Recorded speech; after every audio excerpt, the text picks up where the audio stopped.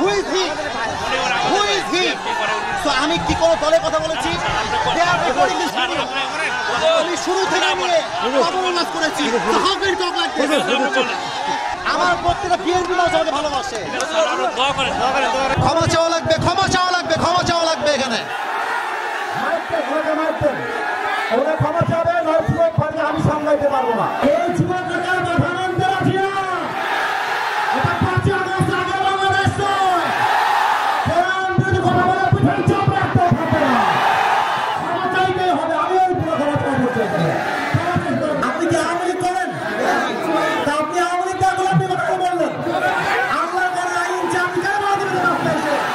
আপনি সাহস দিয়ে দিয়েছেন আমাদেরকে। আপনি যুবকদের জেলে, আপনি যুবকদেরকে আশ্চর্য কথা বগুড়ার মাঝে এইটা একটা উল্টা বলে বাবার নাম ধরে দিব আমরা একেবারে।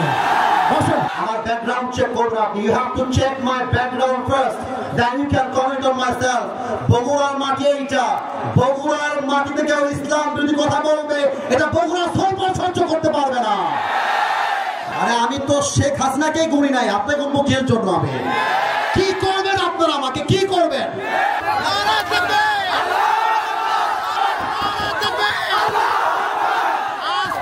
কেউ যদি বাধা দেয়, তোমরা আমার বাংলার যুবক ভাইরা ওদের বাবার নাম ভুলা দিবে। যেখানে যেই নেতা বাধা দিবে জুতা পিড়ালে নামাই দেওয়া হবে। আমি কি কোনো দলের নাম বলেছিলাম? কাউকে গালি দিয়েছিলাম? দাঁড়ান দাঁড়ান দাঁড়ান, আমার ভূমিকার কথা শুরু হয়েছিল 3.5 হাত মাটির কবর দিয়ে। যুবক ভাইরা বলো, আমি এতগুলো আয়াত করলাম। আচ্ছা উনি, আচ্ছা তোমরা থামো থামো থামো থামেন থামেন থামেন প্রিয় ভাইয়েরা, আমরা কোনো মারামারি চাই না। আল্লাহর কোরআন দিয়ে আইন চলবে, এটা কোনো রাজনৈতিক কথা হইতে পারে? এটা মুসলমানদের কই যাবে? আগামী সংসদ চলবে কোরআন দিয়ে। যেই বেড়াবাদের পেছন রাখতেও থাকবে না যুবক ভাইয়েরা আমার। আপনারা বুঝবেন আপনাদের এলাকায়, এটা আমি কিছু বলবো না আজকে। তোমরা আমার সাথে থাকবো তো ইনশাআল্লাহ? তোমরা আমার পক্ষে আছো তো ইনশাআল্লাহ? আবার দেখা হবে রাসূলুল্লাহ ওয়া তাআলা ওয়াসিল মুমিনিন, ইনশাআল্লাহ দেখা হবে ইনশাআল্লাহ। ছোট্ট করে একটা দোয়া করে দেন, বড় করে দেন, ছোট্ট করে একটা দোয়া করে দেন।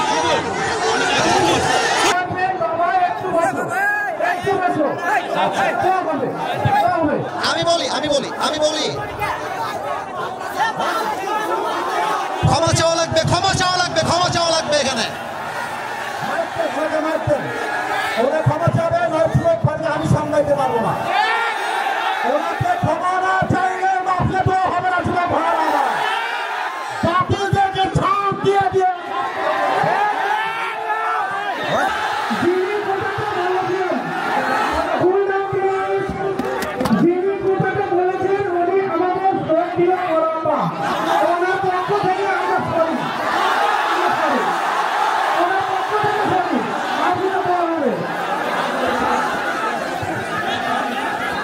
ঠিক আছে, উনি ক্ষমা চাইলে সমাধান হয়ে যাবে।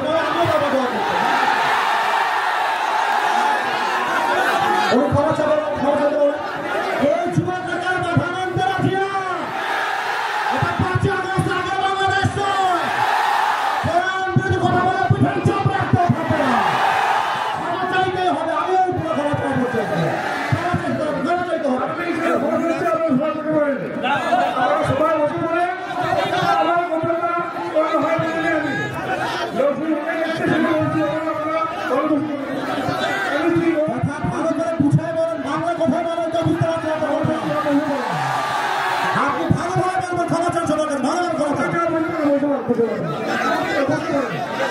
আপনি কি আওয়ামী লীগ করেন? তা আপনি আওয়ামী লীগ করে আপনি কথা বললেন। আল্লাহ করে আইন চাপি কেন বাদ দিবেন রাস্তায় এসে? আপনি সাহস দিয়ে দিয়েছেন আমাদেরকে। আপনি যুবকদের জেলে, আপনি যুবকদেরকে আশ্চর্য কথা বগুড়ার মাঝে এইটা একটা উল্টা বলে বাবার নাম ধরে দিব আমরা একেবারে। বসেন, পেছনে যান, আপনি বসেন। হারুন ভাই বসেন, আপনি হারুন ভাই বসেন। হারুন ভাই বসেন। ফারুক ভাই, ঠিক আছে ঠিক আছে, জানো আমি বলি আমার লাস্ট কথা শোনো। ওই লোকের যে লজ্জা থাকে আজকের পর থেকে মাহফিলে বাল বাল করার সুযোগ পাবে না ইনশাআল্লাহ। আমার মাহফিল বড় কথা নয়, যদি কোনো মাহফিলে কেউ বাধা তোমরা ঘুরাই দেবা ইনশাআল্লাহ। এবার শোনো কমিটির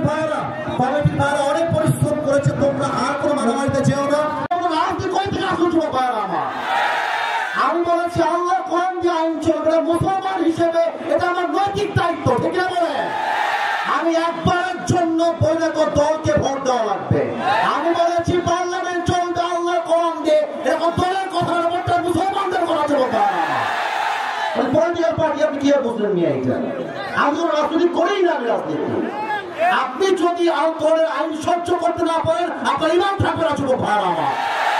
আমি চাই আল্লাহর কোরআন দিয়ে দেশ চলবে, এটা কোনো রাজনীতি নয়, এটা আমার মুসলমান হওয়ার পরিচয়। তাকবীর, নারায়ে তাকবীর। আমার ব্যাকগ্রাউন্ড চেক করুন আপনি। You have to check my background first, then you can comment on myself. বগুড়ার মাটি এইটা, বগুড়ার মাটিতে কেউ ইসলাম বিরোধী কথা বলবে, এটা বগুড়া সহ্য করতে পারবে না। আমি কোনো আকাশ থেকে ভেসে আসছিলাম ওই বগুড়ার প্রত্যেকটা যুবক পূজাতে ভালোবাসে। হ্যাঁ যুবক, তোমরা সাক্ষী দাও, তোমরা সাক্ষী দাও। আমি কোন দলের নাম বলেছি? কোন দলকে ভোট দেওয়ার কথা বলেছি? আমি জাস্ট বলেছি আল্লাহর জমিনে আইন যদি পাস করতে হয় ব্রিটিশ আইন নয়, আল্লাহর কোরআন দিয়ে আইন পাস করতে হবে। এই কথা যদি রাজনীতি হয়ে যায়, আপনার মাথায় টুপি করে নাম নাই, পাঞ্জাবের দরকার নাই, আপনি জিন্সের প্যান্ট পরে ঘুরে বেড়ান। সাবধান আব্বাজান, আমাদেরকে রাগায় দিবেন না আব্বাজান। আমি হয় বাঁচবো, থামো, আমি হয় বাঁচবো না হয় মরবো, আর যতদিন বেঁচে আছি হকের কথা বলতে আপোষ করতে পারবো না। আমি 1.5 ঘন্টা যাবত ওয়াজ হয়েছে, রেকর্ড হয়েছে। কেউ যদি বলতে পারে আসিফ হুজুর একটা দলের নাম বলেছে, আমি জীবনে ওয়াজ করবো না। তোমরা বসে আছো, কোন দলের নাম বলছি? দলকে ভোট দেওয়ার কথা বলছি? তোমরা অসম্মান করার কথা বলেছি? আমি জাস্ট বলেছি ধর্ম ইসলাম মুখে নয়, কাজে আমার মানতে হবে। আপনি খালি নামে বলবেন আমার নাম মোহাম্মদ, আর কাজে বলবেন ব্রিটিশ আইন চাই, মানুষের আইন চাই, এটা মুসলমানের পরিচয় হতে পারে না। অতএব আব্বাজান, আমি আপনাকে ভালোবেসে বললাম, আপনার মিডিয়া রেকর্ড হয়ে গেছে। এটা মিডিয়া রেকর্ড হয়ে গেছে, কালকে কিন্তু কোটি মানুষ দেখে ফেলবে এটা। এর জন্য কোথায় কি বলতে হয়, কতটুকু বলতে হয়, সাবধান হয়ে বলতে হবে। এখানে এটা 5 আগস্টের আগের বাংলাদেশ নয়, এটা 5 আগস্টের পরে বাংলাদেশ। আরে আমি তো শেখ হাসিনাকে গুনি নাই, আপনাকে মুখের জন্য আমি কি করবেন? আপনারা আমাকে কি করবেন? আমার যুবক ভাই আমার সঙ্গে আছে, একটা চুলকে ভয় করতে পারবো না আমার এই মাটিতে।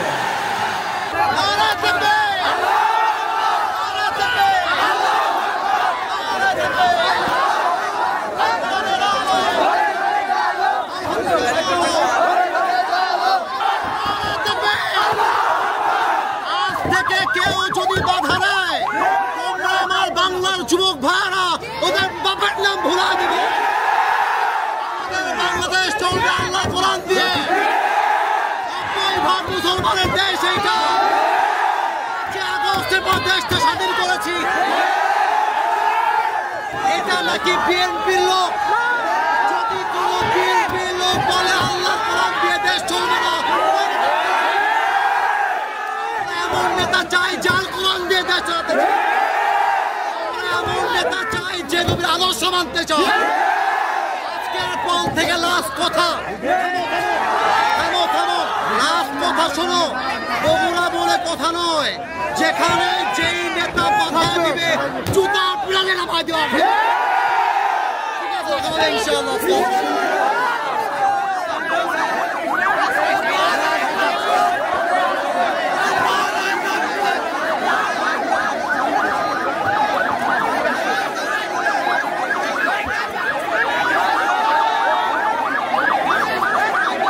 কিন্তু বিএনপির ভাইয়েরা বসে আছে, এখানেই কিন্তু জামাত ইসলামের ভাইয়েরা বসে আছেন। একটা কথা বলে দিয়ে যাই, মারামারি করবেন না। মারামারির কথা আমি আসিফ হুজুর কখনো বলি না। আমি মিলায়ে দেওয়া পছন্দ করি, আমি বিচ্ছেদ পছন্দ করি না। এই যুবকরা আমাকে চেনে, একটু একটু কয়েকজন যুবক চেনে। আমি যখন কথা বলি, আমি আজ পর্যন্ত কোনো দলকে কখনো আঘাত দিয়ে কথা বলি নাই। এবং আমি যখন কথা বলি, তোমরা যারা আমাকে চেনো, আমাকে সবাই চেনে তা আমি দাবি করব না, বাট আমি কখনো আমার চেহারায় মুচকি হাসি ছাড়া কাউকে ছোট করে কথা বলতে পছন্দ করি না। বিএনপি মুসলমান, জামাত ইসলাম মুসলমান, জাতীয় পার্টি মুসলমান, চরমোনায় মুসলমান, শর্ষিনা মুসলমান, যত পার্টি আছে NCP, they are all Muslims. বাংলাদেশের প্রত্যেকটা দলের নেতা হচ্ছে সাচ্চা মুসলমান। আমার প্রশ্ন, now this question to everybody, those who are here and those who are listening my lecture right now, যারা আমাকে শুনছেন সবার কাছে আমার প্রশ্ন, বিএনপি যদি মুসলমান হয়, জামাত ইসলাম যদি মুসলমান হয়, জাতীয় পার্টি যদি মুসলমান হয়, এনসিপি যদি মুসলমান হয়, চরমোনাই যদি মুসলমান হয়, তাহলে আগামীর সংসদ, আগামীর পার্লামেন্ট কোরআন দিয়ে চলবে না কেন? আমাদের দাবি জামাত ইসলাম হিসেবে নয়, আমি কোনো পলিটিক্যাল পার্টির সাথে I am not connected with any political party in Bangladesh. I am just talking about on this matter as a citizen of Bangladesh. আমি নাগরিক হিসেবে বলছি, আমাদের প্রাণের দাবি আগামীর পার্লামেন্টে প্রত্যেকটা আইন পাস হতে হবে আল্লাহর এই কোরআন দিয়ে। বগুড়ার ভাইরা আমার, ইমাম সাহেব আছেন? ইমাম সাহেব কোথায় আছেন ভাই আমার? ওয়ালাইকুম আসসালাম, মাশাআল্লাহ। আমাদের মসজিদের ইমাম সাহেবও এখানে উপস্থিত রয়েছেন। সত্য কথা বলতে আমি এখানকার কোনো খবর জানি না, বাট আমার মনে হয় যে ইমামরা সমাজে সবচাইতে বেশি সম্মান পাওয়ার যোগ্য, কিন্তু তাদেরকে বেতন দেওয়া হয় সবচাইতে কম, সবচাইতে কম। আপনারা নিউজ দেখেছেন মুরব্বী এবং যুবক ভাইয়েরা, যে খেলোয়াড়ের বেতন নাকি বাংলাদেশে 12 লাখ টাকা, 15 লাখ টাকা, 17 লাখ টাকা তাদের বেতন। তো আমার দাবিটা হচ্ছে, একজন খেলোয়াড় যার কাজের সাথে ইসলামের ন্যূনতম কোনো সম্পর্ক নেই, কোরআনের কোনো সম্পর্ক নেই, তার বেতন যদি দেয় রাষ্ট্র 15 লাখ টাকা, আমার তো মনে হয় ইমামের বেতন হওয়া দরকার 20 লাখ টাকা। আল্লাহ ইমাম সাহেবের সম্মানকে তুমি আকাশচুম্বী করে দাও, পড়েন সবাই আমিন। জনাব মোহাম্মদ আব্দুল বারী প্রামাণিক, আরও আছেন জনাব আলহাজ মোহাম্মদ মতিউর রহমান প্রামাণিক। অনেকের নাম, তো আমি জাস্ট নামগুলো পড়ছি ওনাদের ভালোবাসা দেওয়ার জন্য, ওনাদের সম্মান জানাবার জন্য। আমরা দোয়া করে দিই সহসভাপতি যারাই রয়েছেন, আল্লাহ সবাইকে যেন ইসলামের খাদেম হিসেবে কবুল করে, পড়েন সবাই আমিন। আজকে এই প্রোগ্রামে প্রধান অতিথি আছেন জনাব মোহাম্মদ আশরাফুল আলম, স্টোর অফিসার, রূপায়ণ housing state limited, Dhaka. Sir কি এসেছিলেন? এখনো আছে? ও মাশাআল্লাহ স্যার, মাশাআল্লাহ, ভেরি স্মার্ট। বসে পড়েন স্যার। আমাদের স্যার যে আমাদের মাঝে আছে, আমরা খুশি না বেজার? আমরা দোয়া করি আল্লাহ তাআলা আমাদের প্রিয় আশরাফুল আলম ভাইকে যেন ওমরে ফারুক রাদিয়াল্লাহু তাআলা আনহুর মতো ইসলামের সৈনিক হিসেবে কবুল করুক, পড়েন সবাই আমিন। আমার পূর্বে কথা বলেছেন মাওলানা মোহাম্মদ আলী মুর্তজা খান, অত্যন্ত চমৎকার কথা বলে গেছেন বলে আমি বিশ্বাস করি। আল্লাহ ভাইয়ের কথা অনুযায়ী আমাদের সবাইকে যেন আমল করার তৌফিক দান করেন। যারাই আজকের এই প্রোগ্রামে উপস্থিত আছেন, আমি লাস্ট একটা দোয়া করছি আজকের এই প্রোগ্রামকে বাস্তবায়ন করবার জন্য। যারা 2 টাকা হলেও দান করেছে, যারা মেধা দিয়ে, শ্রম দিয়ে, সহযোগিতার হাত বাড়িয়ে দিয়েছে, আল্লাহ সবাইকে তুমি আজ যেমন এই কোরআনের বাগানে মেহমান হিসেবে কবুল করেছো, জান্নাতুল ফেরদাউসেও তুমি আজকের মতো আমাদের সবাইকে মেহমান হিসেবে কবুল করে নিও। আমিনটা বগুড়ার সাউন্ডে হয় না, আরেকবার বলেন তো আমিন। বগুড়াবাসী কেমন আছেন আপনারা সবাই? ধুনোটে একবার আলহামদুলিল্লাহ, আমি ভালো আছি ভাইজান। আমার ভালোবাসার মানুষটা আমার খবর নিয়েছে আর কি। একবার এসেছিলাম, ধাক্কা ঠাক্কা খেয়ে মাটিতে উল্টে পড়ে গেছিলাম, ছেলে পেলের ধাক্কা। আমার হাত অলরেডি এখনো কাটা আছে, হালকা শুকাইছে। এই একদিন আগে হাত কেটে গেছে, পাও কেটে গেছে। আসলে যুবকদের ভালোবাসায় কোনো ভেজাল নেই, যত সব ভেজাল হচ্ছে মেয়েদের ভালোবাসায়, তাই না? ওরা কিন্তু ভালোবাসলে কলিজা দিয়ে ভালোবাসতে পারে। তো যুবক ভাইরা, আজকে আমরা কলিজা ভরে ওয়াজ শুনবো, তোমরা থাকবা তো ইনশাআল্লাহ? আল্লাহ যেন আমাদেরকে দোয়া পর্যন্ত থাকার তৌফিক দান করে, পড়েন সবাই আমিন।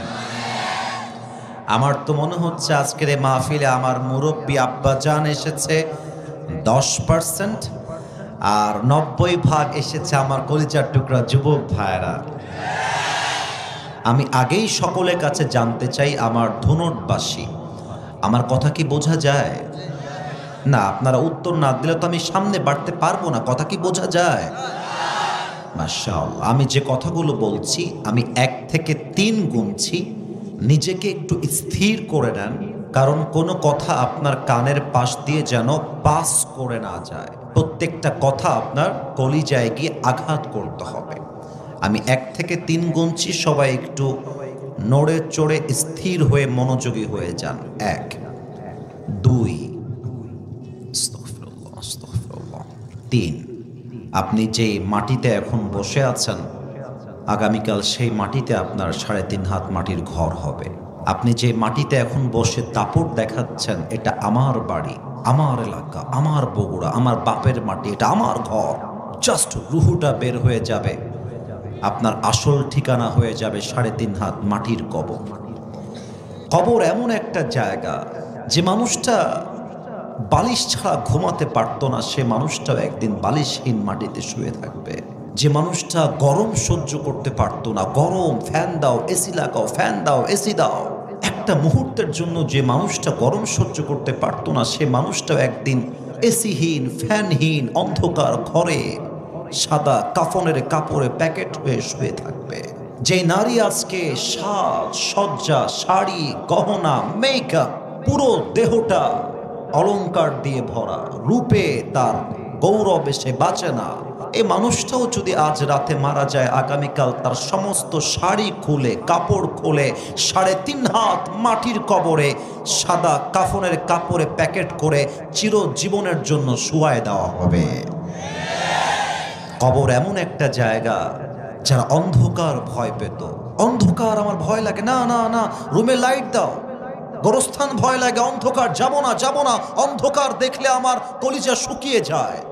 ওই মানুষটাও অনন্তকালের জন্য 3.5 হাত মাটির অন্ধকার কবরে শুয়ে থাকবে।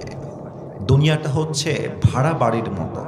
ভাড়া বাড়িকে আপনি যতই ডেকোরেট করেন, যতই সাজান, বাড়িওয়ালার নোটিশ যখন চলে আসে যে বাড়ি ছাড়তে হবে, বাড়ি যতই সাজানো হোক, বাড়িওয়ালা যখন বলবে যে বাড়ি আমার ছাড়তে হবে, বাড়ি আপনাকে ছাড়তেই হবে। এ দুনিয়াটা হচ্ছে ভাড়া বাড়ির মতো।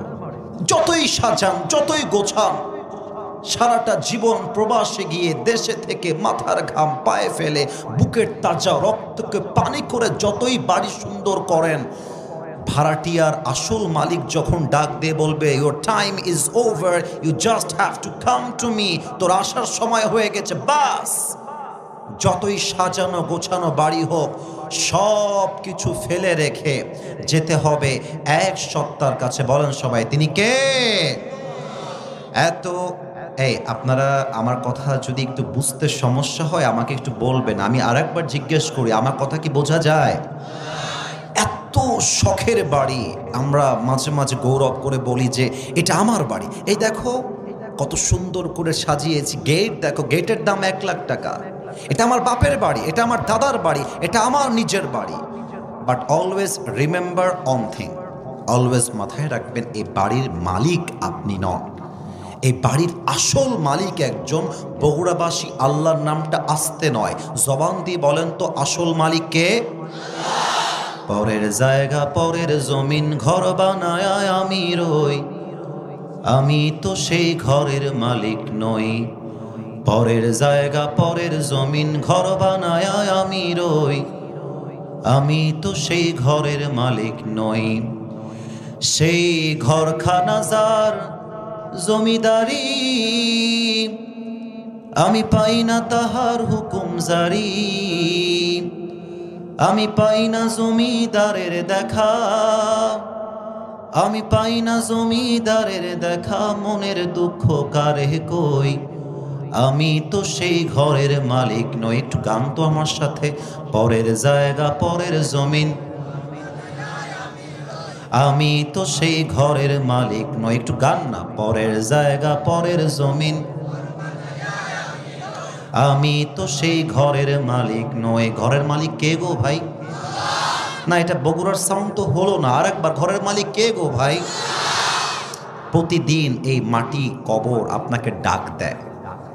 কি বলে ডাক দেয় জানেন? এটা যদি আপনি শোনেন না, আপনার ঈমান যদি 1 ফোঁটাও থাকে, আপনার গায়ের পশমগুলো দাঁড়িয়ে যাবে। প্রতিদিন কবর আপনাকে ডাক দিয়ে বলে, আমি তোর আসল ঘর, আমি তোর আসল বাড়ি। তুই আমার থেকে যতই পালিয়ে যাস না কেন, দিন শেষে কিন্তু তোকে আমার ঘরে ফিরে আসতে হবে। তুই আমাকে যতই ভুলে যাস, আমি কিন্তু তোরে ভুলি নাই। তুই যতই দূরে পালিয়ে যাস, তুই কিন্তু আমার থেকে দূরে নস। জাস্ট নিঃশ্বাসটা যে ফেললি, সেকেন্ড নিঃশ্বাস যে নিতে পারবি, তোর কাছে কোনো গ্যারান্টি নাই। একবার নিঃশ্বাস বন্ধ হয়ে যাবে, তুই আমার ঘরে আজীবনের জন্য ঢুকে যাবি। প্রত্যেক দিন কবর বেনামাজিকে ডাক দিয়ে বলে, এই বেনামাজি, তুই যখন ফজরের নামাজটা বাদ দিয়ে বাসার মধ্যে ল্যাপ মুড়ি দিয়ে, কম্বল মুড়ি দিয়ে শুয়ে থাকিস, আমি তোকে দেখে বড্ড অবাক হই আর বলি, কিরে তোর কি ওঠার সময় হয় নাই? কিরে তোর কি নামাজের প্রতি গুরুত্ব জাগে নাই? কিরে তুই কি আমার ঘরে আসবি না? কিরে তুই কোন ঘুমে ডুবে গেলি? এই ঘুম তো তোর নাও ভাঙতে পারে। তুই যদি বলিস আমি আজকে নয় কাল থেকে নামাজি হব, কাল থেকে রোজা রাখবো, কাল থেকে দাড়ি রাখবো, কাল থেকে সুদ ছাড়বো, কাল থেকে বিড়ি ছাড়বো, কাল থেকে পর্নোগ্রাফি রাখবো, ছেড়ে দিব, সব বাদ দিয়ে দিব, বেটা মাথায় রাখিস তোর মতো হাজারো যুবক যারা বলতো কাল থেকে ভালো হয়ে যাব, কাল থেকে ভালো হয়ে যাব, ওই কালটা আর আসে নাই। ওরা সেদিনই কবরের বাসিন্দা হয়ে গিয়েছে, ঠিক কিনা বলে? আল্লামা ইকবাল লিখেছেন, হুয়ে নাম ওয়ার বেনিশা कैसे कैसे, जमी खा गई नौजवा कैसे कैसे, ये जगह जी लगाने की दुनिया नहीं है, ये इबरत की जा है तमाशा नहीं है, तुझे पहले बचपन ने बरसू खिलाया, जवानी ने फिर तुझको मजनू बनाया, अजल तेरा कर देगी बिल्कुल सफाया। मेरे दोस्त, ये दुनिया जगह जी लगाने की नहीं है, ये दुनिया इबरत है, तमाशे की कोई जगह नहीं है, ठीक ना बोले? वमल हयातुद दुनिया इल्ला मताउल गुरूर। This life of this world is nothing more than play and entertainment. আল্লাহ কি কথা বলছে আপনাকে আমাকে? আল্লাহ বলছে, এই যে চাকচিক্যময় দুনিয়া দেখছিস, একটু আমার দিকেই আপনারা তাকান না। আমি কিন্তু অহংকার নিয়ে কোনো কথা বলছি না। আমার বগুড়ার ধুনটবাসী, এই যে আমার পাঞ্জাবিটা, এটা পাকিস্তানি ড্রেস। আমি যেটা বলছি এটা বোঝেন। আমি অহংকারের জন্য বা আমি অনেক বড় লোক, আমি এটা বোঝাচ্ছি না। আমার মূল মেসেজটা বোঝার ট্রাই করবেন। আমার এই পাঞ্জাবিটা পাকিস্তানি পাঞ্জাবি। এই যে ওয়েস্ট কোট পরে আছি, এটা সবচেয়ে দামি ব্র্যান্ডের ওয়েস্ট কোট। আমার টুপিটা পাকিস্তান থেকে একদম স্পেশালি আমার সাইজে আমি বানিয়ে এনেছি। আমার হাতের যে ঘড়ি, অনেক দামি ঘড়ি, টুপি দামি, চশমা দামি, জামা দামি, ওয়েস্ট কোট দামি। আমি মাঝে মাঝে নিজেকে ভাবি যে কিরে আসিফ, এত দামি জামা, এত চাকচিক্যময় জামা পরে তুই যে অলওয়েজ রোড দিয়ে গাড়ি চালাস, যদি কখনো একটা ট্রাক এসে পেছন থেকে একটা ধাক্কা মারে, তুই একটা বাড়ি খেয়ে তোর মাথা ফেটে যায়, তোর রুহুটা বের হয়ে যায়, সাথে সাথে তোর যত চাকচিক্যময় জামা আছে সব খুলে সাদা কাফনের কাপড়ে প্যাকেট করে তোকে দুনিয়ার থেকে বিদায় নিয়ে 3.5 হাত মাটির কবরে শুয়ায় দেওয়া হবে। এটার নামই তো দুনিয়ার জীবন, ঠিক কিনা বলে? রূপেরই গৌরবে সাজিয়াছো সাজ, সোনা দানা কত কি আর রাজকী পোশাক, যেদিন প্রাণ চলে যাবে সবই পড়ে রবে, প্রাণ চলে যাবে সবই পড়ে রবে, গায়ে দেবে মার কিনো থন রে মন আমার, কেন বাঁধো দালান ঘর একদিন মাটির ভেতরে হবে ঘরে মন আমার, কেন বাঁধো দালান ঘর? ঠিক কিনা বলেন? দেহ তোমার চর্ম চর গলে পচে যাবে, শিরার উপর শিরাগুলি ছিন্ন ভিন্ন হবে, মন্ডু মিরু দণ্ড সবই হবে খণ্ড খণ্ড, মন্ডু মিরু দণ্ড সবই হবে খণ্ড খণ্ড, পড়ে রবে মাটির উপরে মন আমার, কেন বাঁধো দালান ঘর? একটু গান তো আমার সাথে। একদিন মাটির ভেতরে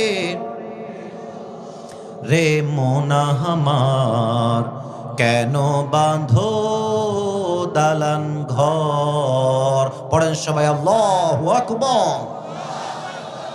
আমরা সেই 3.5 হাত মাটির কবরের জন্য আজকে প্রস্তুতি নিতে চাই। আজকে মজা করতে চাই কম, চোখের পানি ফেলতে চাই বেশি। এবার আপনাদের কাছে আমার প্রশ্ন, আল্লাহর কাছে কি প্রিয় হতে আমরা চাই? আমার যুবক ভাইয়ারা, আব্বা জানেরা, বলেন তো কবরে কি আমরা শান্তি চাই? শেষ প্রশ্ন, এবার যেন কেউ বাদ চলে না যায়। চোখটা বন্ধ হওয়ার পরে, মৃত্যুর পরে আমরা জান্নাত কি চাই? আল্লাহ গো, আমি অধম, খুব ভালো ওয়াজ করতে পারি না আল্লাহ, তবে তুমি আমার জবানে আজকে এমন কথা বের করে দিও যার দ্বারা আমিও জান্নাতি হতে পারি, আমার সবাই যেন আজকে জান্নাতুল ফেরদাউসের মেহমান হতে পারি। পড়েন সবাই আমিন। আমি সবাইকে এই মুহূর্তে 3টা প্রশ্ন করব, অ্যাক্টিভ থাকতে হবে যেন উত্তর কোনোভাবেই ভুল না হয়ে যায়। আমার ধুনটবাসী জেহেনটাকে অ্যাক্টিভ করেন, মনটাকেও একদম অ্যাক্টিভ করেন, একদম ঠান্ডা মাথায় কলিজা দিয়ে বোঝেন এবং উত্তর দেন। বলেন তো, the life we are leading in this world right now, যে দুনিয়াতে আমরা এখন আছি, যেই জীবনে আমরা আছি, বুঝলে উত্তর দিবেন, না বুঝলে চুপ থাকবেন, আমি উত্তর দিব। বলেন তো, এটা কি পরকাল না ইহকাল? হ্যাঁ, রাইট আনসার, ডানে বামে না আমার দিকে। বলেন সবাই, পরকাল না ইহকাল? ইহকাল। এখন মূল প্রশ্ন, বলেন তো, ইহকালের জীবন বেশি উত্তম না পরকালের জীবন বেশি উত্তম? Right answer. আরেকবার বলেন, দুনিয়ার জীবন বেশি উত্তম না আখিরাতের জীবন বেশি উত্তম? প্রমাণ হলো আল্লাহর কোরআন, 30 নম্বর পারা, সূরাতুদ দুহার 4 নম্বর আয়াত। আল্লাহ রাব্বুল আলামিন বলছেন, ওয়ালাল আখিরাতু খায়রুল লাকা মিনাল উলা। আমি আল্লাহ রাব্বুল আলামিন দুনিয়ার জীবনকে অধিক উত্তম করে বানাই নাই, বরং আমি আল্লাহ রাব্বুল আলামিন দুনিয়ার জীবনের চাইতে আখিরাতের জীবনকে হাজার হাজার গুণ বেশি উত্তম করে বানিয়ে দিয়েছি। কোন সবাই সুবহানাল্লাহ। The life of hereafter is much more better than this worldly life. দুনিয়ার জীবনটা উত্তম জীবন নয়, বরং আমি আল্লাহ তাআলা দুনিয়ার চাইতে আখিরাতকে সেরা করে বানায় দিয়েছি। সুবহানাল্লাহ কইতে পারলেন আমি আপনারা? এবার আমার দ্বিতীয় প্রশ্ন, একটু আমার দিকে তাকান। চেহারা দেখার জন্য বলছি তা না, কিন্তু একটু আমাকে দেখে অবজার্ভ করবেন। আর প্রশ্ন করলে উত্তর সবাই দিবেন না, 2 থেকে 3 জন উত্তর দিবেন, তাতেই এনাফ হয়ে যাবে। আমি আসিফ হুজুরকে দেখে, আপনাদের সরাসরি দেখে আনুমানিক একটা আইডিয়া করে বলেন তো কত বয়স মনে হচ্ছে? 2-1 জন বললেই হবে। 25 একটা উত্তর পেয়েছি। আর কারো কোনো উত্তর আছে? 26-27। মাশাআল্লাহ, আপনাদের উত্তরটা একদম কাছাকাছি, একদম 100 রাইটও না, আবার রাইটের বাহিরে নয়, একদম কাছাকাছি। এবার আর একটা প্রশ্ন, এবার মুরব্বী আব্বাজান একটু খেয়াল করেন, স্টেজে তো আছেই, সামনে যারা আছেন একটু খেয়াল করবেন এই প্রশ্নটা। এখানে এমন কোনো মুরব্বী কি বসে আছেন যার বয়স 50-এর উপরে? থাকলে একটু হাত তুলবেন, বেয়াদবি নেবেন না আমার কথায়। 50+, এই যে 1 2 3 4 5 হাত নামান আব্বাজান, হাত নামান। এবার আমাকে উত্তর দেন তো, দুনিয়ার জীবনটা কি বেশি লম্বা না পরকালের জীবন বেশি লম্বা? তো ভয়টা কিসের? উত্তরটা আমি পাইলাম না কেন? আবারও বলছি, দুনিয়ার জীবন বেশি লম্বা না পরকালের জীবন বেশি লম্বা? দলিল হলো আল্লাহর কোরআন 30 নম্বর পারা 4 নম্বর পৃষ্ঠা সূরাতুন নাজিআতের 46 নম্বর আয়াত তথা একদম শেষ আয়াত। কান্নাহুম ইয়াওমা ইয়ারাউনাহা লাম ইয়ালবাথু ইল্লা আশিয়াতান আও দুহাহা। এই আয়াতের অর্থ যখন আমি পড়ি, আমার কলিজার মধ্যে ধুক ধুক ধুক ধুক ধুক ধুক শুরু হয়ে যায়। এত মারাত্মক আয়াত। আল্লাহ রাব্বুল আলামিন বলছেন, 80 বছরের মুরব্বী যেদিন মারা যাবে, তার পরকালের জীবন যখন শুরু হয়ে যাবে, কবরের জীবন যখন শুরু হয়ে যাবে, যখন সে পরকালকে সচক্ষে দেখে ফেলবে, আল্লাহকে বলবে, আল্লাহ এই পরকালের জীবনটা যে এত লম্বা, আমি যে 80 বছর দুনিয়াতে ছিলাম, এই পুরো 80 বছরের জীবনটা পরকালের কাছে আমার মনে হচ্ছে একটা সকাল কিংবা সন্ধ্যার মতো হবে। আল্লাহু আকবার। 80 বছরের জীবন মনে হবে একটা সকাল। শুনলে হবে না, বুঝতে হবে। 80 বছর দুনিয়ার হায়াত, পরকালে যাওয়ার পরে মনে হবে এটা একটা সন্ধ্যা ছিল, একটা ছোট্ট সকাল ছিল। এবার সবাই 2টা চোখ বন্ধ করবেন 5 সেকেন্ডের জন্য। আমি আগে বলে দেই বন্ধ কেন করবেন। আস্তাগফিরুল্লাহ, আস্তাগফিরুল্লাহ। 2টা চোখ বন্ধ করে সবাই ভাববেন আপনি এখন এই মুহূর্তে 3.5 হাত মাটির কবরে শুয়ে আছেন। চোখ বন্ধ করতে হবে না, আরেকটু পরে করবেন। আরেকবার বলছি, প্রথম অনুভূতি হবে আমি মাটির কবরে কাফনের কাপড়ে প্যাকেট হয়ে শুয়ে আছি, 1 নাম্বার অনুভূতি। 2 নাম্বার, আপনি ভাববেন আপনার চোখের সামনে মালাকুল মউত দাঁড়িয়ে আছে। জাস্ট ভাববেন, চোখ বন্ধ সবার। আমি আমার চোখ বন্ধ করে ফেলেছি। আমার বিশ্বাস আপনারা চোখ বন্ধ করেছেন। এটা আমার কোনো অর্ডার না, এটা ভালোবাসার দাবি রাখলাম। আচ্ছা, চোখ যদি বন্ধ হয়ে যায়, আমি কাউকে দেখতে পাচ্ছি না তো, চোখটা যদি বন্ধ থাকে মাথাটা একটু সবাই নিচু করেন। মাথা যদি নিচু হয়ে যায়, আমি 1 থেকে 5 গুনছি।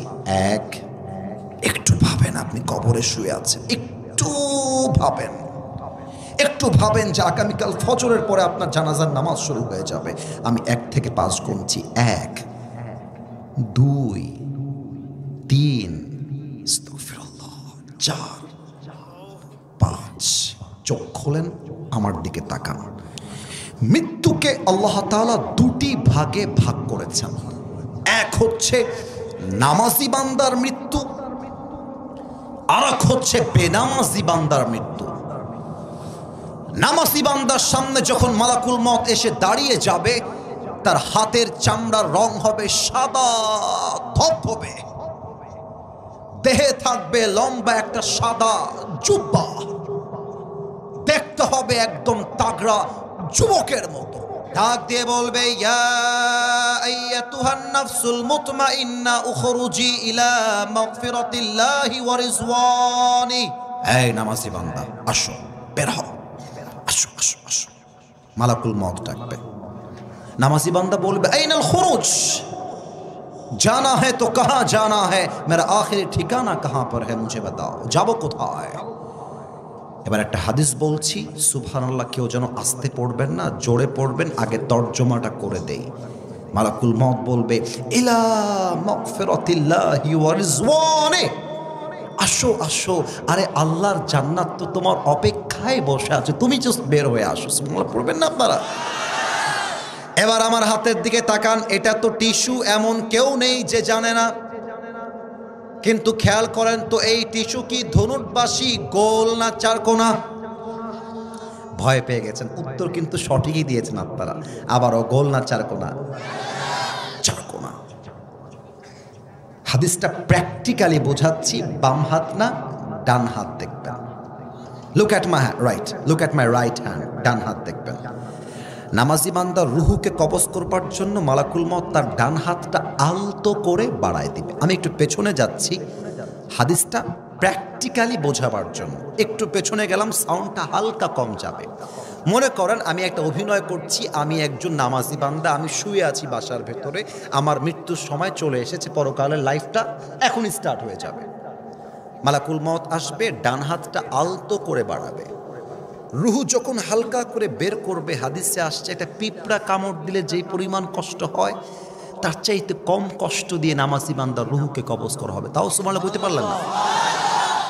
এবার এইটার দিকে তাকান, কাফাম মিন আকফানিল জান্নাহ ওয়া হানুত মিন হানুতিল জান্নাহ। নামাজি বান্দার রুহুকে কবজ করার জন্য আল্লাহ তাআলা জান্নাত থেকে একটা লাল রেশমি রুমালের চাদর জান্নাত থেকে দুনিয়াতে নামাজি বান্দার জন্য স্পেশালি গিফট হিসেবে পাঠিয়ে দিবে। সুবহানাল্লাহ। এখানে অনেক যুবক বসে আছো যার মোবাইল ফোন পকেট থেকে বের করে যদি আমি চেক করি, কেউ যদি হাসেন আপনার ঈমান দুর্বল, হাসবেন না। অনেক যুবকের ফোন চেক করলে ওর ফোনে এখন উলঙ্গ মেয়েদের ভিডিও আর ছবি খুঁজে পাওয়া যাবে। এখানে অনেক অডিয়েন্স বসে আছে, দর্শক বসে আছে যার পকেট চেক করলে এই মাহফিল থেকে এখন বিড়ির প্যাকেট বের হবে, এখনই বের হবে। এখানে অনেক অনেক যুবক বসে আছে যেই যুবকগুলো এই মাহফিলে এসে তার গার্লফ্রেন্ডকে মেসেঞ্জারে মেসেজে রিপ্লাই করেছে, এখানেই আছে। না, আমি আবারও বলছি, আমি তোমাকে হাসির খোরাক দেই নেই। কেউ কারো দিকে তাকিয়ে হাসতে যেও না। যার যার গুনাহ তাকে আল্লাহর সঙ্গে বুঝতে দাও। You just have to look at my face. তুমি আমার দিকে তাকাও, আমার দিকে তাকাও। এমন বেনামাজি যুবক, এমন বেনামাজি মুরব্বী, এমন বেপর্দা মহিলা, যখন তার সামনে মালাকুল মউত আসবে, তার এই চোখটা হবে বিশাল লম্বা, আর হাদিসে আসছে চোখটা হবে লাল টকটকে, একদম লাল। আমি একটু বোতামটা খুললাম, এই পুরো দেহের চামড়াটা হবে নীলাভ বর্ণের চামড়া, নীল। পা থাকবে জমিনে, মাথা থাকবে আকাশ বরাবর, বিশাল লম্বা দেহ হবে তার। গায়ের পোশাকটা হবে কালো কুৎসিত পোশাক। বেনামাজি যখন তার দিকে একবার তাকায় দেখবে মালাকুল মউতের ভয়ঙ্কর চেহারা দেখে বেনামাজি থরথর থরথর থরথর করে কাঁপবে, এরকম এরকম করে কাঁপবে। আর মুখের এই ডান পাশ দিয়ে সাদা সাদা ফেনা বের হওয়া শুরু হবে, ফেনা ফেনা। বেনামাজির দিকে মালাকুল মউত একটা চিৎকার দিয়ে ধমক দিবে, ইয়া আইয়াতুহান নাফসুল খাবিসা উখরুজি ইলা গাযাবিল্লাহ। হে বেনামাজি, বের হ। একটা ধমক দিবে, বেনামাজির দিকে তাকায়, আর বেনামাজি রুহুটা ছিঁড়ে বের হবে। একবার ডান দিকে দৌড় দিবে, বাম দিকে দৌড় দিবে, একবার পেছনের দিকে দৌড় দিবে। এবার বেনামাজির দিকে মালাকুল মউত তার বাম হাতটা বাড়াবে। এবার আমার বাম হাত দেখবেন সবাই, look at my left hand. বাম হাত দেখেন। He will take his left hand just like step back. পেছনে নিবে মালাকুল মউত তার বাম হাতটা, পজিশন সেট করে। বেনামাজি মুরব্বী, বেনামাজি যুবক, বেনামাজি মা, বেনামাজি বোন রুহের দিকে একটা থাবা মারবে। থাবা মারার সাথে সাথে যখন রুহটাকে বের করে আনবে, হাদিসে আসছে একটা জীবিত ছাগলকে জাবেহ না করে তার চামড়া কেউ যদি ব্লেড দিয়ে এমন করে ছিঁড়ে ফেলে, ছাগলটার যে পরিমাণ কষ্ট হয় তার চাইতে কমসে কম 70 গুণ বেশি কষ্ট দিয়ে বেনামাজি বান্দার রুহকে কবজ করা হবে। বলেন সবাই নাউজুবিল্লাহ। এই কথা শুনেও যদি আজকে থেকে নামাজ কেউ না পড়ে, আমার তো মনে হয় তার চাইতে হতভাগা আর কেউ হতে পারে না, ঠিক কিনা বলেন? রুহ যখন কবজ হয়ে যাবে, আমার আব্বা 7 বছর আগে মনে পড়ে গেল, তাই বলছি, বলা যাবে না? আমি একটা কথা বলবো, এটাও হাদিসের সঙ্গে সম্পৃক্ত, যদি পারমিশন পাই তবে বলবো, বলা কি যাবে? 7 থেকে 8 বছর আগে আমার আব্বা হার্ট অ্যাটাক করেছিল। হার্টের পেশেন্ট আমার বাবা, 3 বার হার্ট অ্যাটাক করেছে। তো রাজশাহী কলেজে আমার আব্বাকে আমরা ভর্তি করলাম, রাজশাহী মেডিকেল কলেজে। আমি তখন এতটা প্রফেশনালি বক্তব্য শিখি নাই, বা আমি এত ফেমাস বা ভাইরাল যাই বলেন আমি কিছু ছিলাম না এরকম। আমি একদম সাধারণ একজন ছেলে ছিলাম, একদম সাধারণ ছেলে। মেডিকেলে গেলাম বাবাকে দেখার জন্য। আমি কিন্তু ফালতু আলাপ না, এটাও হাদিসের সঙ্গে মিলাই দিচ্ছি, একটু বোঝার চেষ্টা করবেন। মেডিকেলে গেলাম তো কীভাবে বোঝাই, আমার দিকে একটু তাকাবেন, স্টেজটা একটু দেখবেন। এটা হচ্ছে আমার বাবার ওয়ার্ড, এটা হচ্ছে গেট, আর ওই যে বাসটা দেখা যাচ্ছে ওইটা হচ্ছে ওয়ার্ডের বাহিরের বারান্দা। কথার কথা বোঝানোর জন্য বললাম। আমি যখন বাবার গেটে ঢুকবো দেখলাম ঠিক গেটের সামনে বাহিরে বারান্দায় একজন শুয়ে আছে। এই বয়স কত হবে, 40-45, দেখতে যুবকই মনে হচ্ছে, বয়স্ক মনে হচ্ছে না। আর তার পাশে তার মেয়েরা বসে আছে, ওই আপেল কিংবা কমলা এরকম কিছু খাওয়াচ্ছে তার বাবাকে তারা।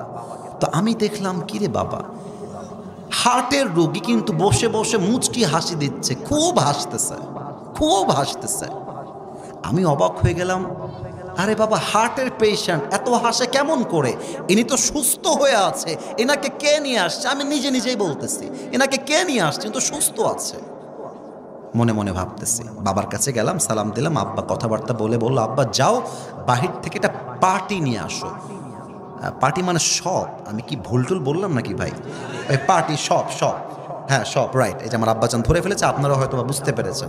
তো পার্টি কিনতে বাহিরে গেছি, এই অন অ্যান অ্যাভারেজ 2 থেকে 5 মিনিটের কম বেশি হবে, 2 থেকে 5 মিনিট। আমি আব্বার ওয়ার্ডে ঢুকতে যাব, চিৎকার আর চিৎকার, কান্না আর কান্না, কান্না আর কান্না। তোর দিয়ে গেছি, কি হলো কি হলো কি হলো? দেখতেছি একটু আগে যেই যুবক বয়সী মানুষ মনে হচ্ছিল হাসতেছিল, দুনিয়াতে আর নাই। চোখে দেখা ঘটনা, একদম চোখে দেখা। তো তাকে দেখলাম হালকা হালকা সাদা ফেনা বের হচ্ছে তার জিহ্বার এই পাশ দিয়ে। এটা ভালো মৃত্যুর নমুনা নয়। ভালো মৃত্যু যাদের হয় না তাদের চোখটা উল্টায় যায়, চেহারাটা নীল হয়ে যায়। খারাপ মৃত্যুর নমুনা হচ্ছে জিহ্বার এই ডান পাশ দিয়ে সাদা সাদা ফেনা বের হওয়া শুরু হয়ে যায়। খারাপ মৃত্যুর নমুনা হচ্ছে থর থর থর থর করে কাঁপতে থাকে। এটা ভালো মৃত্যুর নমুনা নয়। রূহ যখন কবজ হয়ে যাবে, এলাকার মসজিদে আপনার নামে এলান শুরু হয়ে যাবে, অমুকের বাবা, অমুকের মা, অমুকের দাদা দুনিয়াতে আর নাই, শেষ। আপনার ছেলে ফেসবুকে পোস্ট দিবে, স্টোরি দিবে, আমার বাবা দুনিয়াতে আর নেই, আমার কলিজার টুকরা মা দুনিয়াতে আর নেই। চতুর্পাশ থেকে লোক ছুটে আসবে আপনার জানাজার নামাজ পড়ার জন্য। কিন্তু যখন আপনার লাশটাকে দাফন করা হবে কবরে, এবার একটা প্রশ্ন করব, উত্তর হয়তো বা 90% বেশি ভুল আসতে পারে। আগে সাবধান করছি, উত্তর যেন ভুল না হয়। বলেন তো, কবরে রাখার পরে মাইয়াতকে প্রশ্ন করা হবে কয়টা? 4টা। কে বলেছেন একটু হাত তুলুন তো ভাই আমার। এই যে 4টা, that is the right answer. মোট প্রশ্ন 3টা নয়, মোট প্রশ্ন হবে 4টা। আমি প্রশ্ন করছি, উত্তর দিবেন আপনারা। বলেন তো, আমার রব্বুক, আমাদের রবকে। আরো জোরে বলতে হবে, আমাদের রবকে। আল্লাহ আমার রব,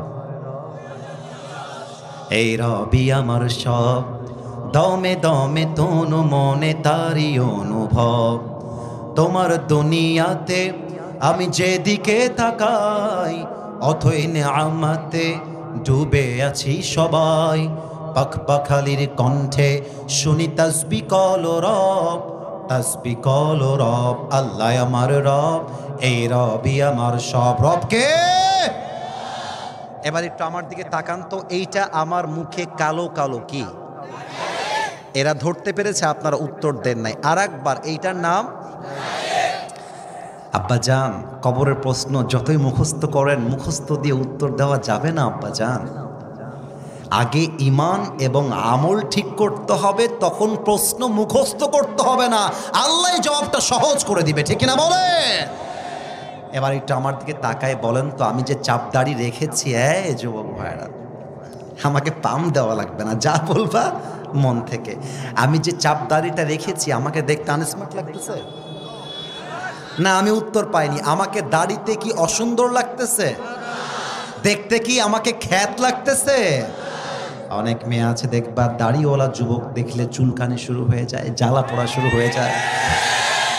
বলে যে দাড়িওয়ালাকে বিয়ে করতে চাই না, আমার তো গাঞ্জাখোর বেশি পছন্দ হয়। অনেক মেয়ে আছে দেখবা দাড়িওয়ালা দেখলে নাক ছিটকায়। বগুড়ার ধুনটের ছেলেরা মাথায় রাখবা, যেই মেয়ের দাড়িওয়ালা পছন্দ নয় তার জন্য বিটিএস এর হিজড়া ছাড়া সেকেন্ড কোন অপশন আমাদের কাছে নাই যুবক ভাইরা। আরে যেই মেয়ে দাড়ি পছন্দ করে না সে তো আমার বাড়ির বউ হওয়ার যোগ্যতাই রাখে না। এবার বলেন তো আমার নবীর মুখে লম্বা লম্বা দাড়ি ছিল কি ছিল না? আমার নবীর মতো সুন্দর কে তল্লাটে আর কেউ হতে পারে?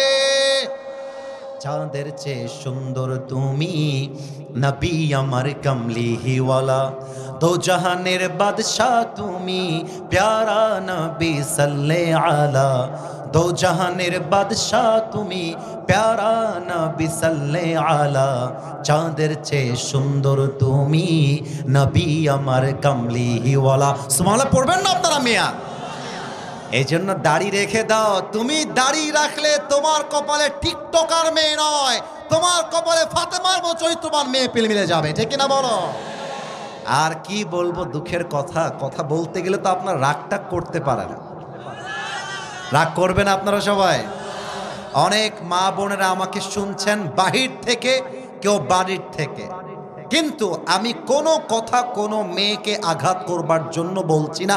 আব্বা জান আমি আপনাকে আঘাত করবার জন্য বলছি না। অনেক মেয়ে আজকাল বোরকা পরে বোঝায় আমি আমার নবীকে অনেক ভালোবাসি, আমি ইসলামকে অনেক ভালোবাসি, কিন্তু বোরকা পরে টিকটকে নেচে বেড়ায়। বলো এরকম মেয়ে আছে না নাই? বলো বলো বলো। আর একটা রহস্য ফাঁস করে দিয়ে যায়, কবে আবার আসবো? মেয়েরা আবার রাগ করলো সমস্যা না, আমি তো আর আসবো না এদিকে হয়তো বা।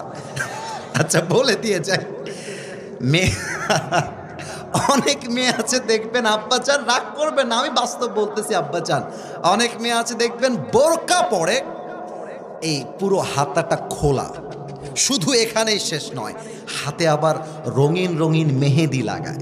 তো এখন মুখটাও ঢাকা বুকটাও ঢাকা বোরকা পরা, কিন্তু হাতে মেহেদি দিয়ে বোঝায় मेरा चेहरा तो तुम देख नहीं सकते, हाथ से ही पता लगा लो कि मैं खूबसूरत हूँ।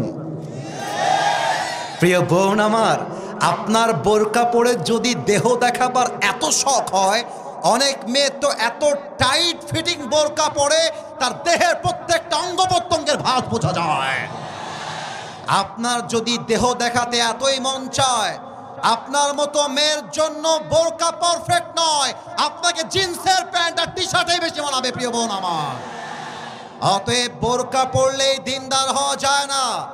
অনেক মেয়ে বোরকা পরেই বগুড়ার মমইন পার্কে প্রেম করে বেড়ায় বয়ফ্রেন্ডকে নিয়ে। যুবক ভাড়া বলো, দেখলেই মনে হবে यार ये तो अभी के अभी जन्नत से भाग के दुनिया में आई है माशाअल्लाह, দেখলে কনফার্ম জান্নাতি মনে হয়। অতএব মাথায় রাখতে হবে নবীকে ভালোবাসি, নবী আমার মুহাম্মদুর রাসূলুল্লাহ সাল্লাল্লাহু আলাইহি ওয়াসাল্লাম, জাস্ট জবানে বললে হবে না, কাজে প্রমাণ দেওয়া লাগবে আমরা নবীকে ভালোবাসি, ঠিক কিনা বলেন?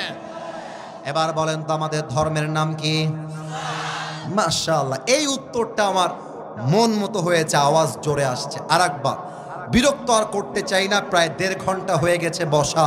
আপনারা কি ওয়াজ চান না দোয়া চান? কোনটা? ওয়াজ চান তো সবাই ইনশাআল্লাহ? একটু আরেকবার উত্তর দেন, আমাদের ধর্মের নাম। এখানে কিন্তু বিএনপির ভাইয়েরা বসে আছে, এখানেই কিন্তু জামাত ইসলামের ভাইয়েরা বসে আছেন। একটা কথা বলে দিয়ে যাই, মারামারি করবেন না। মারামারির কথা আমি আসিফ হুজুর কখনো বলি না। আমি মিলায়ে দেওয়া পছন্দ করি, আমি বিচ্ছেদ পছন্দ করি না। এই যুবকরা আমাকে চেনে, একটু একটু কয়েকজন যুবক চেনে। আমি যখন কথা বলি, আমি আজ পর্যন্ত কোনো দলকে কখনো আঘাত দিয়ে কথা বলি নাই। এবং আমি যখন কথা বলি, তোমরা যারা আমাকে চেনো, আমাকে সবাই চেনে তা আমি দাবি করব না, বাট আমি কখনো আমার চেহারায় মুচকি হাসি ছাড়া কাউকে ছোট করে কথা বলতে পছন্দ করি না।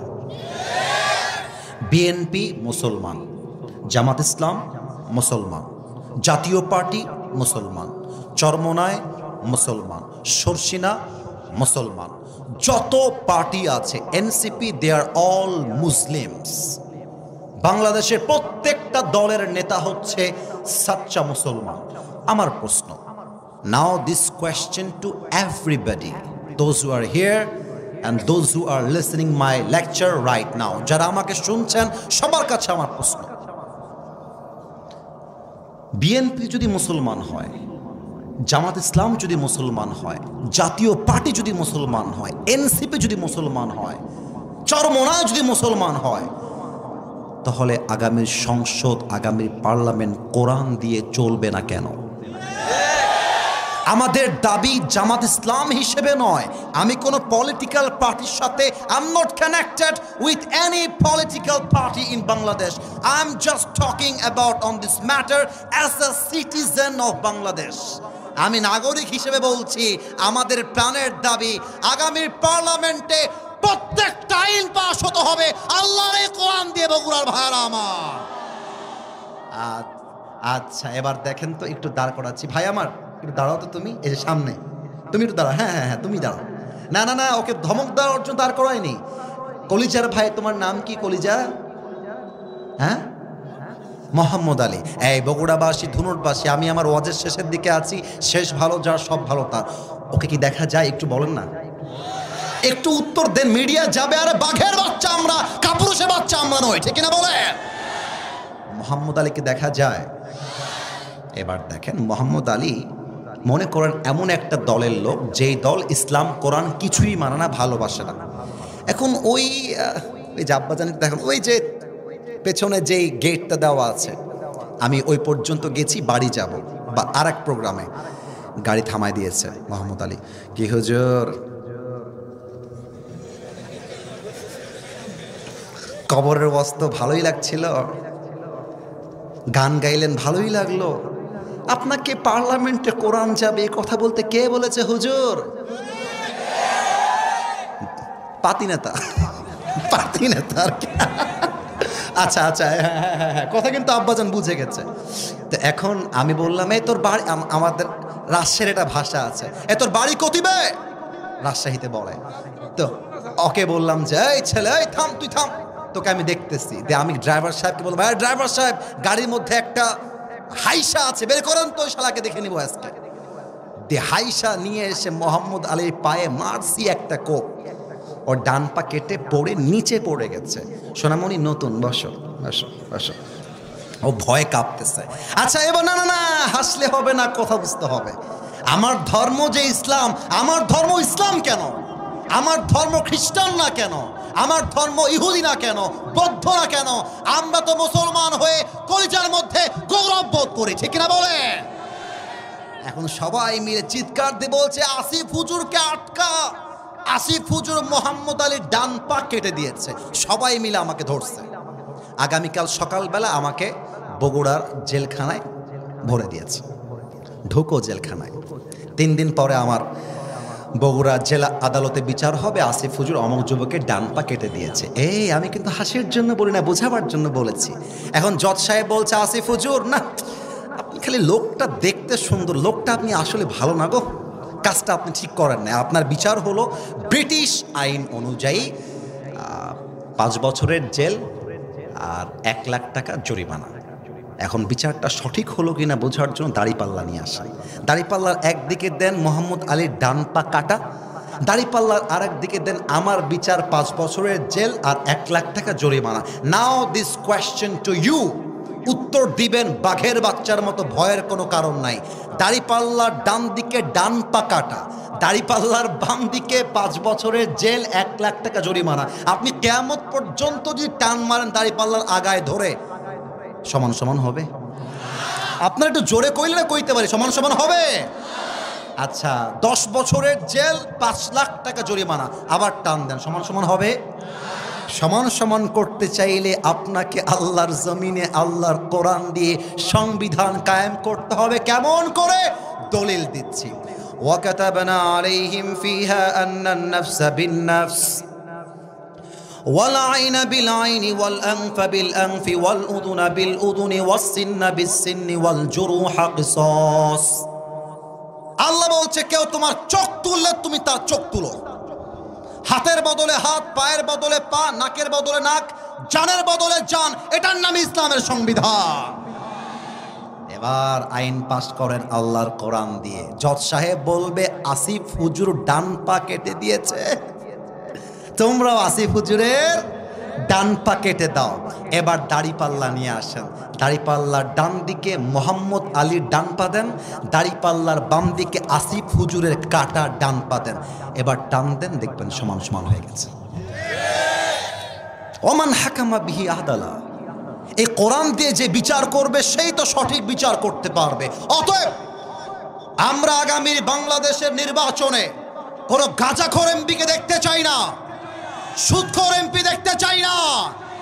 আমরা দেখতে চাই এমন এমপি যে এমপি আল্লাহর এই জমিনে আল্লাহর কোরআন দিয়ে আইন পাস করতে চায়। এই হচ্ছে 3টা প্রশ্ন। এবার 4 নাম্বার প্রশ্ন বলেই আমরা শেষের দিকে যাব। 4 নাম্বার প্রশ্ন এবার কবরে হবে।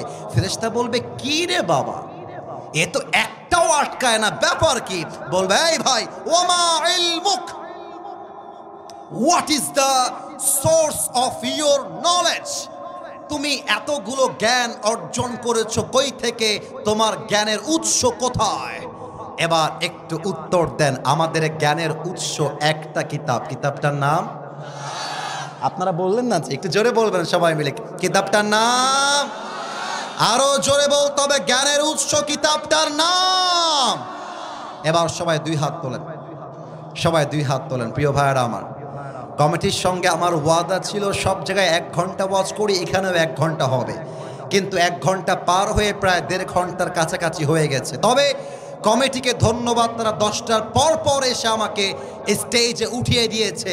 আমরা রাত ভোর নয়, আমরা ওয়াজ কম শুনলেও হবে, বাট ফজরের জামাতটা মিস করা যাবে না, ঠিক কিনা বলে? একটু হাতটা মুষ্টিবদ্ধ করেন, একটু আমার দিকে তাকাই করলে ভালো হবে। এই যে এইভাবে, মাশাআল্লাহ মাশাআল্লাহ। এবার একটু উঁচু করেন, মাশাআল্লাহ। যা বলছি তাই শুনছি, এটা আমার বগুড়ার মাটি, আমার প্রাণের মাটি। একটু আল্লাহকে ডাক দেন, আল্লাহ। আওয়াজটা আগের মতো হয় নাই, আর একবার আল্লাহ। এবার একটু কাশি দিয়ে গলা ঠিক করতে হবে। আমরা কয়েকটা ওয়াদা করব আল্লাহর সাথে, ওয়াদা শেষ দোয়ার দিকে যাব। একটু জোরে আল্লাহ, আর একটু জোরে, ও আমার আল্লাহ, তোমার, একটু বুঝতে সমস্যা হয়েছে, আবারও বলছি, তোমার শাহী দরবারে। একটু জোরে বলেন, দিল থেকে। মাশাআল্লাহ, আমার পেছনে আব্বাজানরা অনেক ভালোবাসে আমাকে, তারাও উত্তর দিচ্ছে। আর একবার, দিল থেকে তওবা করলাম, ও আমার আল্লাহ। মাশাআল্লাহ, আমার পেছনে আব্বাজানের জোর অনেক বেশি দেখছি। না, আমি বলি, আপনারা বলবেন, ও আমার আল্লাহ, তুমি আমার জীবনের সব গুনাহ মাফ করে দাও। তোমরা কিন্তু বলো না এই ভাই, আল্লাহ তো মাফ করতেও পারে, তাই না? বলো, আল্লাহ তো তোমাকে ক্ষমা করতেও পারে। আল্লাহকে বলো, আল্লাহ মাফ করে দাও। পড়েন সবাই আওয়াজ দিয়ে, আমিন। এবার হাতটা নামিয়ে ওয়াদা করেন, এই হাতটা উঠবে না, তবে এই ডান হাতটা বুকে রাখেন। মাশাআল্লাহ, সবাই রেখে দিয়েছে, সবাই রেখে দিয়েছে বুকে, ডান হাতটা বুকে। লাস্ট ওয়াদা, শেষ ভালো যার সব ভালো তার। বলেন সবাই আল্লাহ, আর একবার আল্লাহ। দিল থেকে নিয়ত করলাম। আরে নিয়তটা করো রে ভাই, নিয়তটা করতে সমস্যা কোথায়? তোমরা আমাকে ঘৃণা করো, মনে করো যে আসিফ হুজুরকে আমার পছন্দ না, বাট নিয়তটা তো করতে সমস্যা নেই। বলো সবাই, নিয়ত করলাম আজ থেকে 1 ওয়াক্ত নামাজ, আর আরো জোরে, আর কখনো ছাড়বো না। এবার একটু হাত তুলতে হবে, বলেন সবাই আওয়াজ করে হাত তুলে, ইনশাআল্লাহ। এবার তাকবীরদের হাত তুলে, নারে তাকবীর, লিল্লাহি তাকবীর। আল কোরআনের আলো, আল হাদিসের আলো, কোরআন হাদিস যেখানে, আলেম ওলামা যেখানে, বগুড়াবাসী যেখানে, আল্লাহ যেন কবুল করে, পড়েন সবাই আমিন।